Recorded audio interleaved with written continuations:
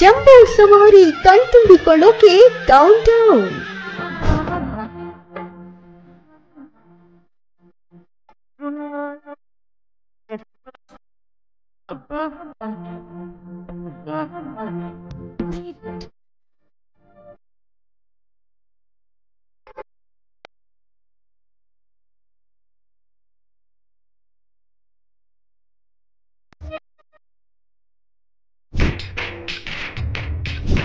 ತಾಯಿ ಚಾಮುಂಡೇಶ್ವರಿ ನೋಡೋದಕ್ಕೆ ಭಕ್ತರ ಕಾತುರ. 750 ಕೆಜಿ ತೂಕದ ಚಿನ್ನದ ಅಂಬಾರಿ ಮೆರವಣಿಗೆಗೆ ಸಕಲ ಸಿದ್ಧತೆ.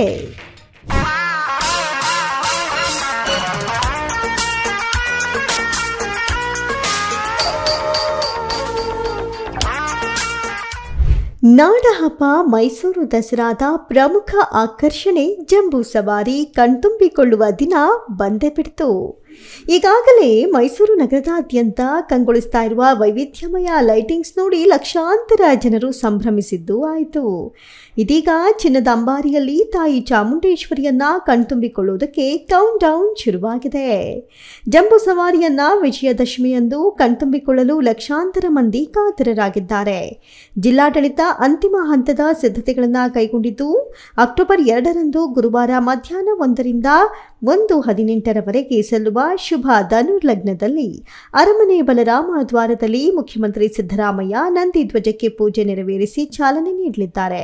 ಇನ್ನು ಸಂಜೆ 4:42ರಿಂದ 5-6 ಗಂಟೆಗೆ ಸಲ್ಲುವಂತಹ ಶುಭ ಕುಂಭ ಲಗ್ನದಲ್ಲಿ ಅರಮನೆ ಆವರಣದಲ್ಲಿ ಅಭಿಮನ್ಯು ಹೊರಲಿರುವ 750 ಕೆಜಿ ತೂಕದ ಚಿನ್ನದ ಅಂಬಾರಿಯಲ್ಲಿ ವಿರಾಜಮಾನಗೊಂಡ ಶ್ರೀ ಚಾಮುಂಡೇಶ್ವರಿ ದೇವಿಗೆ ಪುಷ್ಪಾರ್ಚನೆ ಸಲ್ಲಿಸಲಿದ್ದಾರೆ.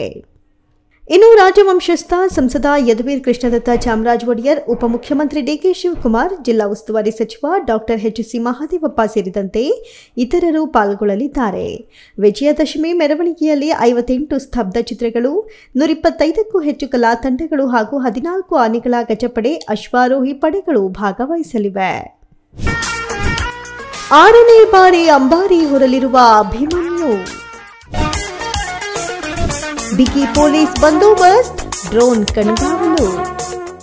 6ನೇ ಬಾರಿ ಕ್ಯಾಪ್ಟನ್ ಅಭಿಮನ್ಯು ಅಂಬಾರಿ ಹೊತ್ತು ಬನ್ನಿ ಮಂಟಪದವರೆಗೂ ಸಾಗಲಿದ್ದಾನೆ. ಕಾವೇರಿ ಮತ್ತು ರೂಪ ಕುಮ್ಕಿ ಆನೆಗಳಾಗಿ ಸಾಥ್ ನೀಡಲಿವೆ. ನಿಶಾನೆ ಆನೆಯಾಗಿ ಧನಂಜಯ ಹಾಗೂ ನೌಪತ್ ಆನೆಯಾಗಿ ಗೋಪಿ ಕಾರ್ಯನಿರ್ವಹಿಸಲಿವೆ.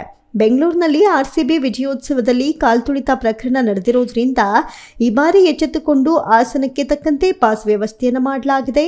ಅರಮನೆ ಆವರಣದಲ್ಲಿ 48,000 ಮಂದಿ ಕೂರುವುದಕ್ಕೆ ಆಸನ ವ್ಯವಸ್ಥೆ ಮಾಡಲಾಗಿದೆ.